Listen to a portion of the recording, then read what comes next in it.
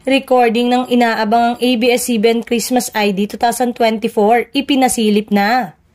Ipinasilip na ng isa sa mga masisipag na empleyado ng ating ABS-CBN na si L.A. Sibog ang recording ng inaabangang Christmas ID ng ating Kapamilya Network para sa taong 2024. It's their time to shine, caption ni Sibog sa kanyang X account.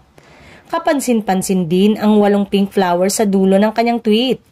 Posible kaya na isa ang bini sa mga aawit ng pamaskong handog ng ABS-CBN. Maaalala natin ang tweet ni Alt-I1TFC sa X kung saan humiling ito na ang Nations Girl Group sana ang isa sa mga magbibigay buhay sa awitin na tiyak na aabangan ng mas nakararaming kapamilya at magiging blooms. Abangan ang isa pang detalye sa mga susunod na araw. Ngayon pa lang ay excited na ang lahat. Sa mga susunod na araw nga ay opisyal nang sasalubungin ng ABS-CBN ang Kapaskuhan sa pamamagitan ng pag-ilaw at paghahanda na magiging team song ng ABS-CBN para ngayong taon.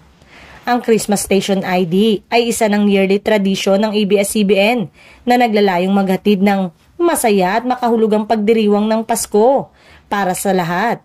Mula sa tema ng selebrasyon ng nakaraang taon ay kaabang-abang kung ano ang tema ngayong taon at ang mensahe ng Paskong puno ng pag-asa at pagtulong sa kapwa at ang paghahatid saya sa mga kapamilya saan man sila sa mundo.